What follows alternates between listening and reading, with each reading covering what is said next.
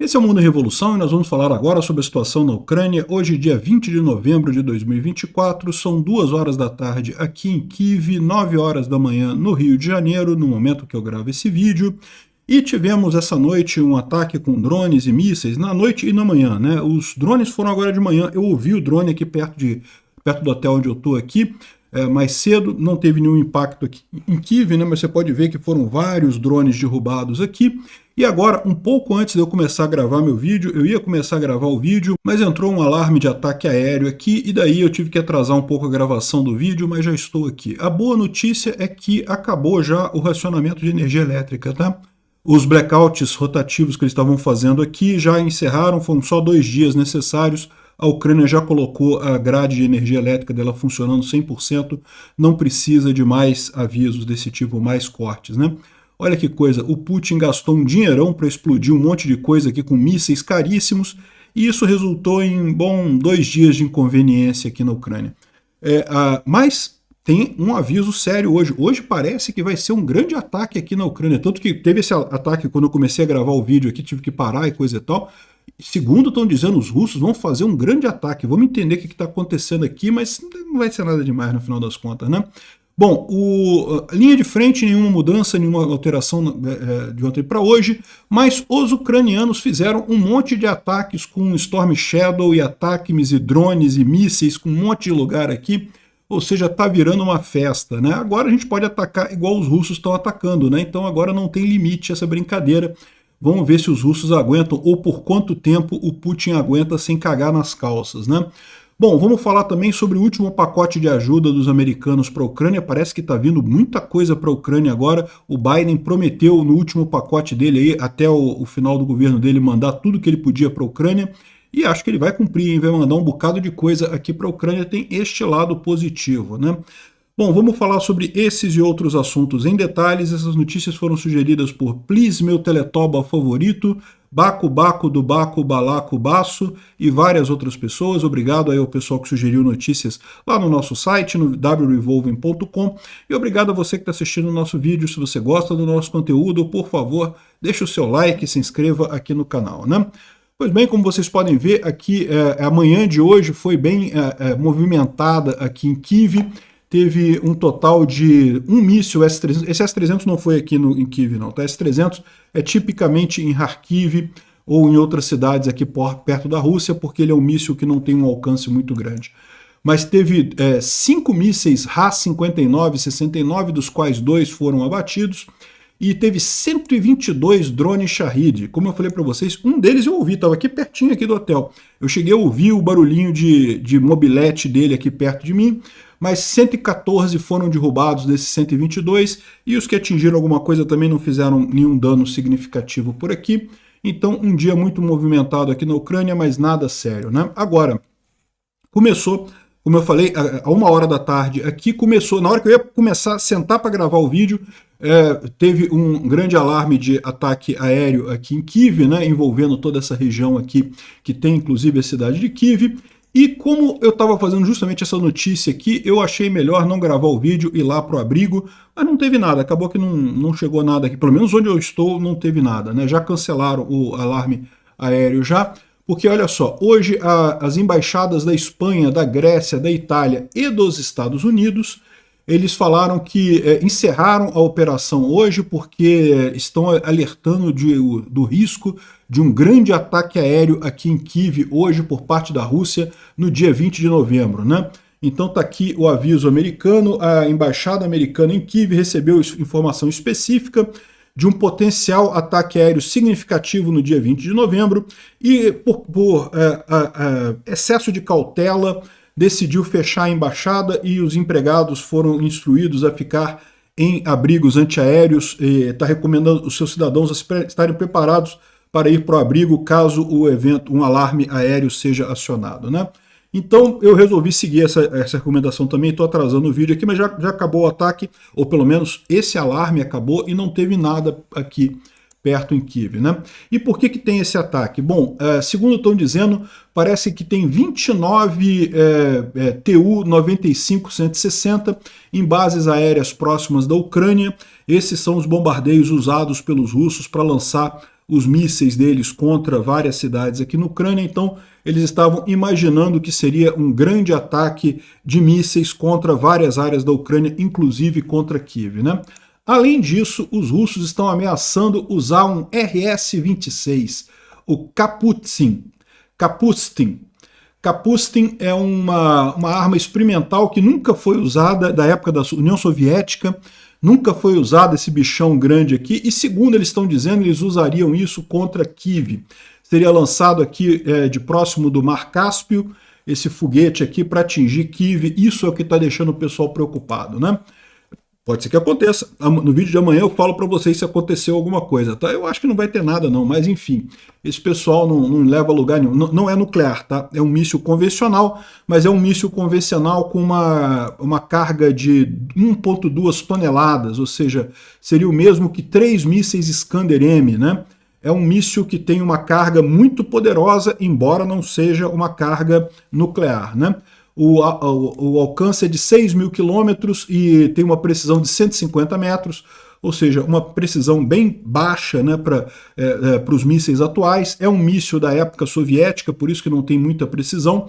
E isso é mais um risco, né, porque os russos podem usar esse negócio em qualquer lugar aqui. O objetivo deles é causar pavor mesmo na Ucrânia.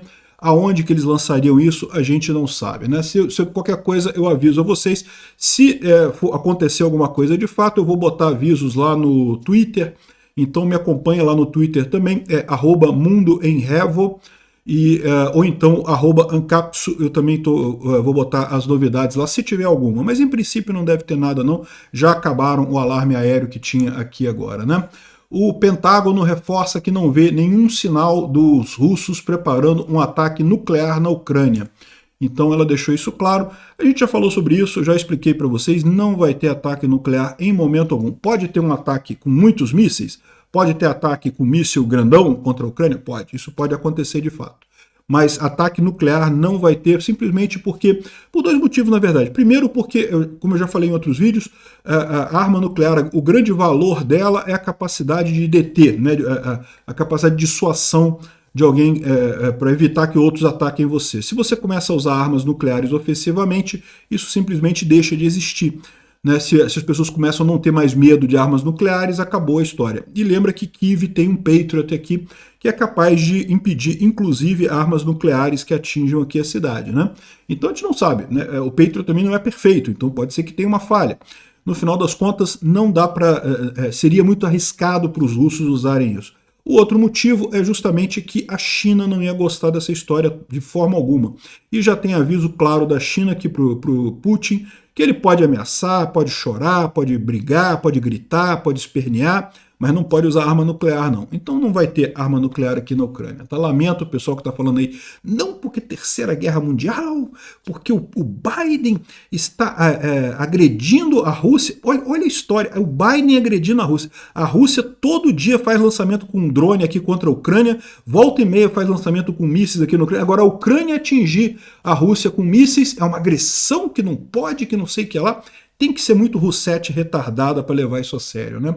Enfim, o fato é que, com essa ameaça toda dos russos, hoje está sendo uma festa em termos de ataque ucraniano lá na Rússia. Exatamente, os ucranianos lançaram 8 ataques contra a Rússia durante a noite e só 2 foram interceptados. Ou seja, fizemos a festa lá com os alvos lá na Rússia, né? E não é só isso não, ó.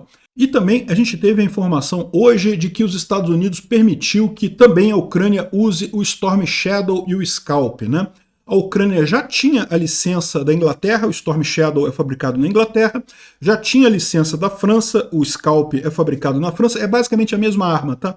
Com pequenas variações, o Scalp e o Storm Shadow, só que como ambos têm componentes americanos, a Ucrânia precisava também da licença dos Estados Unidos para usar essas armas na Rússia, e a boa notícia é que a gente já tem a licença para usar tudo, e de fato, neste momento que eu falo com vocês, as forças ucranianas estão atacando o território russo neste momento com Storm Shadow. 2h14 da tarde aqui na Ucrânia, ou seja, é o horário daqui que eu estou gravando esse vídeo, saiu essa notícia aqui do ataque com Storm Shadow. Segundo o pessoal russo, eles estão fazendo aqui, ó, nesse momento tem 8 drones na região de Briansk, 6 drones na região de Oriol, 6 na região de Kursk, 7 em Belgorod, 8 a 12 em Voronezh, 3 em Rostov.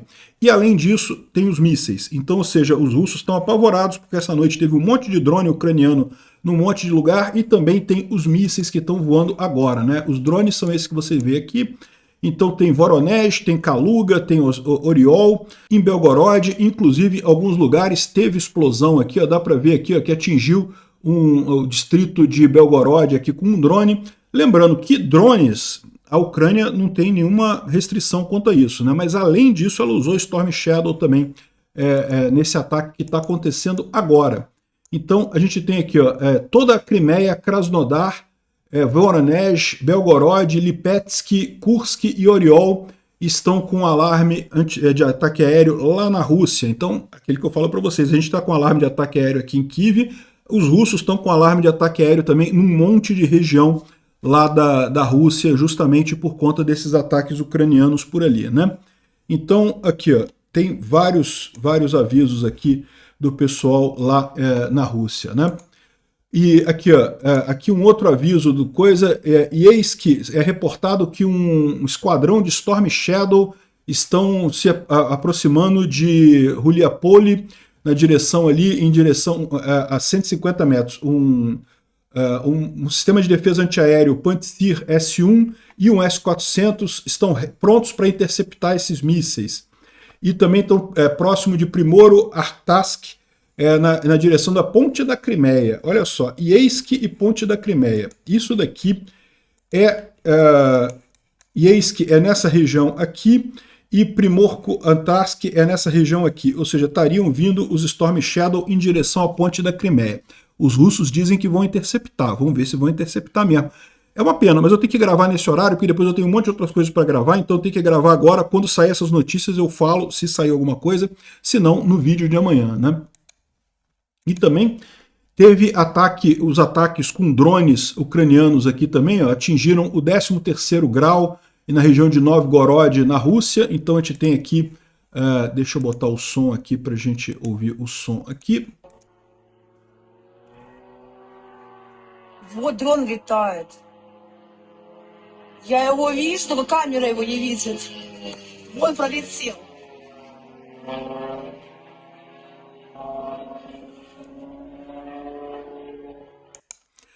Esse barulhinho do drone é o mesmo que eu escutei aqui hoje cedo aqui em Kiev, né? É lógico, são drones diferentes, mas o barulhinho é parecido. É motor dois tempos, né? E aqui está também a defesa antiaérea russa tentando derrubar os drones aqui. Também deu para ouvir a defesa antiaérea ucraniana hoje cedo também aqui nessa tentativa. О, летит. Isso aqui é na região de Novgorod, próximo de Kotovo. Essa região aqui, ó, dá para ver que é bem longe mesmo que atingiu os drones ucranianos. Esse arsenal aqui é que teria sido atingido ali, né?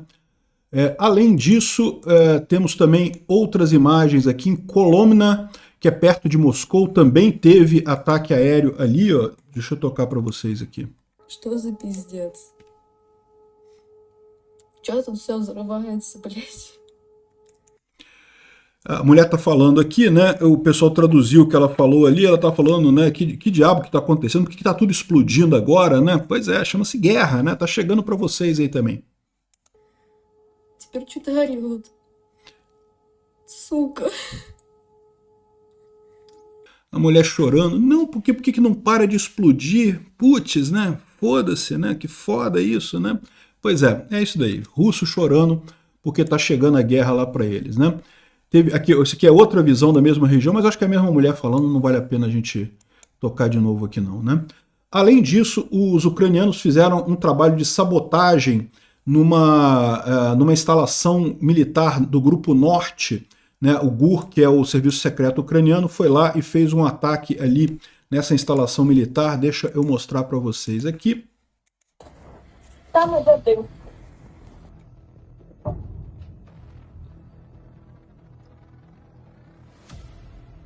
Dá para ver a coluna de fumaça aqui, ó. Olha lá, aqui dá para ver melhor, nessa imagem aqui dá para ver melhor. Alguma coisa atacada lá dentro desse grupo militar norte lá na região de Belgorod, né, em Gubkin.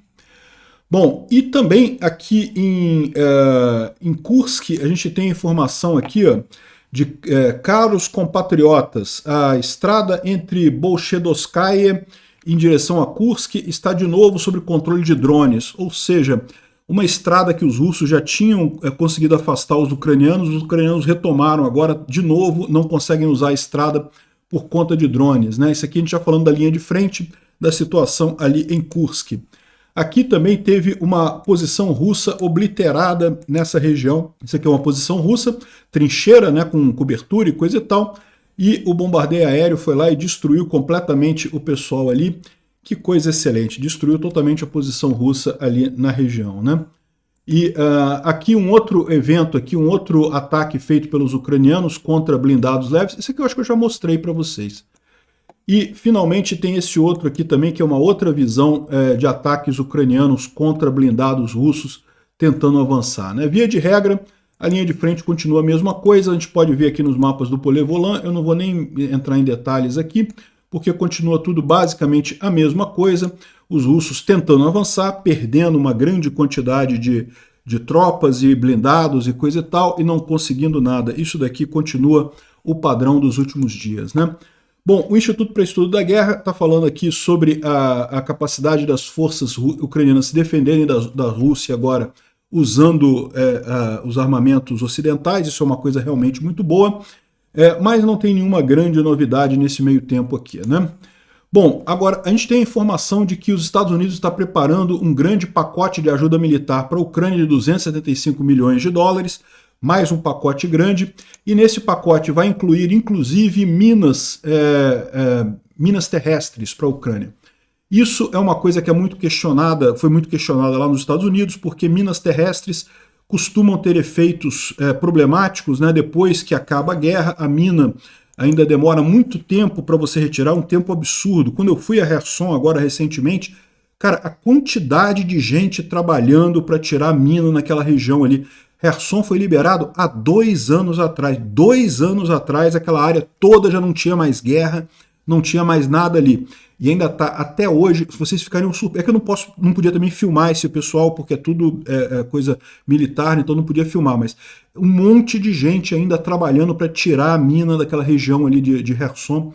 E já tem alguns campos que já estão liberados, você já vê fazendas, já os agricultores trabalhando a terra, né, fazendo arando e coisa e tal, mas muita coisa ainda proibida, fechada, com os militares lá ainda passando para tirar a mina, né? Então eles têm esse problema humanitário das minas. De qualquer forma, é algo que certamente vai ajudar a Ucrânia, essa doação também de minas terrestres dos Estados Unidos, né? Além disso, pegaram esse grande trenzinho aqui com um monte de Bradley aqui, ó. Isso aqui foi pego aqui, foi filmado aqui na Romênia, né? Então já chegando aqui na Ucrânia. Então, certamente está chegando aqui em Chernivtsi, na Ucrânia. Então, certamente mais ajuda americana chegando aqui. Excelente notícia. Parece que o Biden vai cumprir a promessa dele de mandar tudo que pode para a Ucrânia agora, nesse final do governo dele, né? Excelente. Tomara que o Trump também chegue ajudando mais ainda, mandando mais coisas, né? Bom, a Rússia está acabando com os estoques de equipamento soviético na guerra com a Ucrânia. O Instituto para o Estudo da Guerra viu que o Kremlin vai ter problemas em 2025. A gente já falou sobre isso, né? Alguns ouvintes também falam que em 2025 vai começar a faltar principalmente blindado, tá? Tanque ainda tem alguma coisa, míssil ainda tem alguma coisa, mas blindado a Rússia vai começar a ter problemas agora em 2025. E mesmo os blindados que são possíveis de serem reparados estão já no estado tão ruim que não tem nem como reparar mais. Então a Rússia realmente está chegando no limite, ela não consegue produzir mais esses blindados, né? Problemas da economia russa, né? A cidade de Mariupol é uma cidade ucraniana que está temporariamente ocupada pelos russos e o pessoal está reclamando muito lá que foram abandonados na cidade, que ninguém cuida da cidade, que não tem nada funcionando lá e coisa e tal. E é isso que dá, né? Invadir cidade não resolve absolutamente nada. Infelizmente, essas pessoas certamente estão passando dificuldade por lá e não vai ter jeito, só vai resolver esse problema quando a Ucrânia retomar Mariupol. Não deve demorar muito tempo agora, né? E o pessoal começa a apontar aqui também o problema da economia com o preço da comida crescendo muito, né? É o que eu falo para vocês. Da mesma forma que o Brasil faz maquiagem com inflação, para dizer que a inflação não é tão ruim quanto parece, lá também eles estão maquiando a inflação. E a inflação que é mais difícil de maquiar é a dos alimentos, porque o alimento tem um ciclo muito baixo, muito rápido. Então é o primeiro lugar em que aparece a inflação quando o governo começa a imprimir muito dinheiro, é na alimentação, e é o que está acontecendo lá na Rússia, né? Vários problemas, a gente já falou sobre falta de ovos, falta de manteiga e outras coisas que estão com, aqui ó, 1 quilo de batatas chegando a 73% mais caro do que no início do ano. Outros alimentos crescendo muito também, justamente devido a essa dificuldade dos russos lá, né? E a tendência é piorar. Eu mantenho minha aposta. Esse ano ainda, esse pessoal vai quebrar. Vamos ver o que vai acontecer. A maior parte dos especialistas fala que vai ser ano que vem, né? Bom, vamos falar um pouco sobre os cabos submarinos que foram arrancados, né, que foram cortados. Agora a gente sabe, foi por um navio chinês, tá? Lembra que eu falei no vídeo de ontem que da outra vez que teve isso aqui nessa região aqui do Mar Báltico era um navio chinês. E agora, de novo, um navio chinês fazendo isso, né?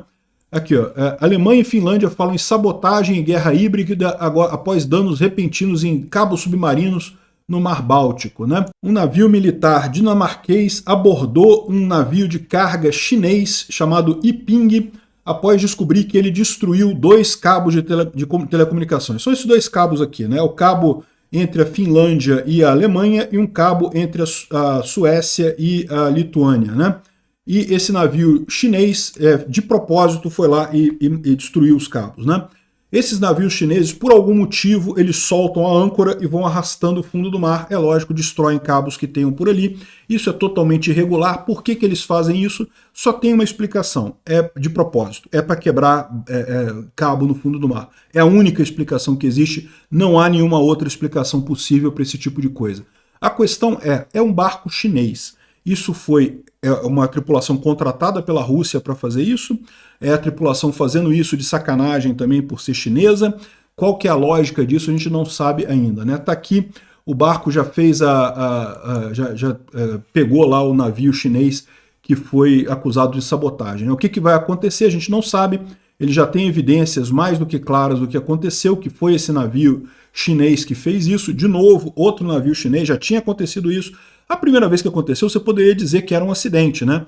Ah, sei lá, os chineses têm mania de arrastar a âncora no fundo do mar de brincadeira e coisa e tal, sem querer, esqueceram que estavam com a âncora e ligaram o navio. Não tinha como ser isso, tá? Porque eu mostrei para vocês isso na época, isso foi em 2023. A imagem no mapa, o navio, ele ficava indo e voltando assim, ó. Era nessa região aqui, ó. Ele ficava indo e voltando, indo e voltando, indo e voltando. Ele queria quebrar o cabo ali. É a única explicação possível. E aparentemente esse outro navio fez a mesma coisa aqui na região, né? Vamos ver o que vai dar nisso daí, qual que vai ser a explicação desse navio chinês, né? Uma outra boa notícia, lá na Geórgia, em Tbilisi, um monte de manifestações contra a eleição fraudada que teve lá. Vocês lembram? A Geórgia, essa região aqui, os russos inventaram a mesma lorota de, entre aspas, região separatista aqui na Abcásia, e teve um monte de protesto aqui, e também as eleições aqui na Geórgia foram totalmente fraudadas.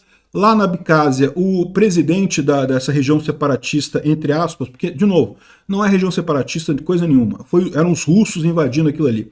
Ah, mas tinha um maluco lá que era a favor da separação. Sempre tem um maluco, cara. Maluco tem em qualquer lugar. O que não tem é um movimento. O que não tinha naquela época era um movimento separatista efetivo. O que foi feito lá foi tropa russa. É igualzinho Donetsk e Luhansk. A mesma coisa aqui na Ucrânia. Nunca teve movimento separatista. Ah, mas tinha um tiozão lá da época soviética que era animado, que achava que a União Soviética era o máximo e queria se ligar à Rússia e coisa e tal. Pois é, maluco tem em qualquer lugar, meu amigo. Não tinha movimento separatista organizado. E continua não tendo. O que tem é a tropa russa inventando essa desculpa aqui em Donetsk e Luhansk, né? Mas, pois bem, o presidente aqui da Abcásia renunciou e está tendo grandes manifestações aqui em Tbilisi, na capital da Geórgia. Aliás, diga-se de passagem, ontem eu fui jantar comida típica georgiana, muito boa comida realmente. Enfim, vamos torcer para o pessoal conseguir trazer a Geórgia para o lado do bem, se afastar da Rússia. Não é uma coisa fácil, né? O Zelensky colocando aqui que a Ucrânia merece fazer de 2025 o ano da paz Ele falou isso no Parlamento Europeu, a gente falou sobre isso ontem. Ele participou de uma sessão do Parlamento Europeu à distância, aqui na Verovna Rada, aqui em Kyiv. Mas é isso daí, eu concordo com ele. A Ucrânia merece fazer o ano da paz em 2025, e o ano da paz correto, com a Rússia sendo retirada daqui do território ucraniano.